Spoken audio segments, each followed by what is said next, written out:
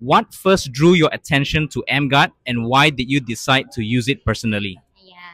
I'm into preventive medicine and lifestyle medicine, so I really into changing people's lifestyle and really taking your responsibility by doing prevention through responsible medicine.